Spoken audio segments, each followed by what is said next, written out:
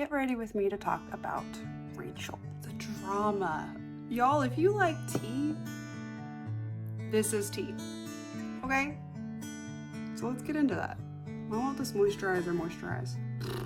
Rachel one day is out by the well and she meets this guy named Jacob, who pretty much immediately falls for her. So Jacob goes to Rachel's father, Laban, and makes a deal with him in order to marry Rachel. The deal is, I'll work for you for 7 years in exchange for getting to marry your daughter. Rachel loved him all the more because he was willing to wait so long for her. So Jacob does. He works for Laban for 7 years, and time's up. I get to marry her now. That was the deal. Laban, he's a greedy little man, and so he schemes up a way that he can get 7 more years out of Jacob. So Laban's big plan is essentially to dress Leah, his other daughter, up in Rachel's clothes in the dead of night and send her on the wedding night. So Leah does this. Why would you do that to your sister? So Leah, in a veil, has the honeymoon with Jacob, and in the morning, Jacob turns to cuddle with his bride, who he believes to be Rachel, and Jacob is disturbed to discover it's the bride that he wanted sister.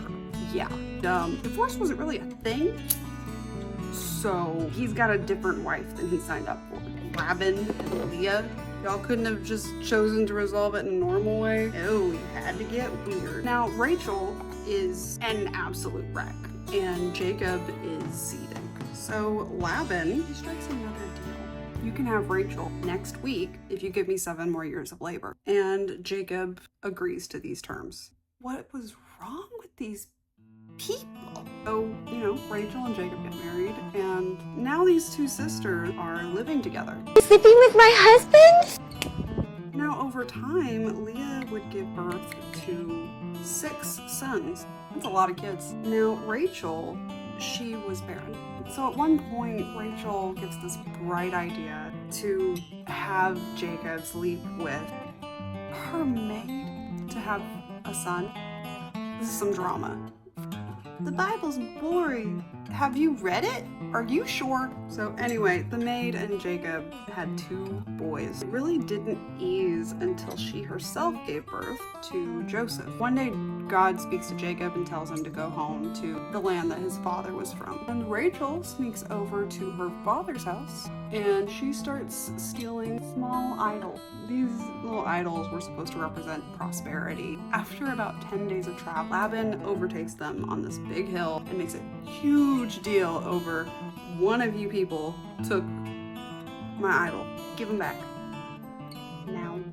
Now Jacob and Leah, they don't know anything about any idols, so they're like, search the camp. We don't care. Rachel hears this.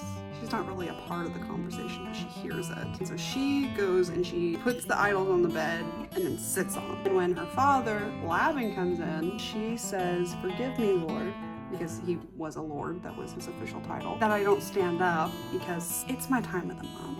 She gets away with it. Later, Jacob would go through his household and purge any idols. Jacob takes his family across the desert. They end up in his father's homeland. He meets up with his brother, who there was a whole nother betrayal there, but they reconciled. And then Rachel got pregnant, was struggling a lot to give birth.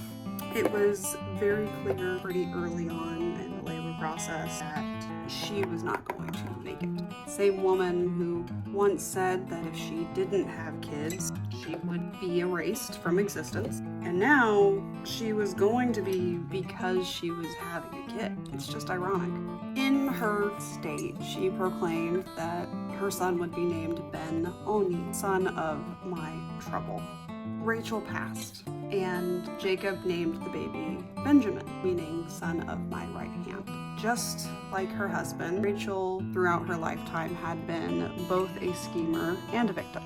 She was tricked by her father, betrayed by her sister, and she viewed children as a weapon to hurt the family that hurt her. Not really the healthiest coping skill. Rachel's firstborn son, Joseph, would even be sold into slavery by Leah's sons. God would remain faithful for her son Joseph. One day, he would even rule Egypt. He is then able to provide for his brothers, one step at a time. God's plan unfolded for this family. His plan to heal divisions caused by sin, put an end to strife, and restore hope, using people just like you and me with mixed motives and confused desires. So, people. We can see through the pages in the Bible God's plan for them because we have the ability to look back. They can't see what you and I can look back and see in the Bible. Neither can you or I about our own lives. No matter what you're going through, remember that as long as you put your faith in Him, He will heal, restore, rebuild whatever needs to be healed, restored, or built in your life. I hope that blessed some may a day, and I hope you all have a wonderful day. Bye.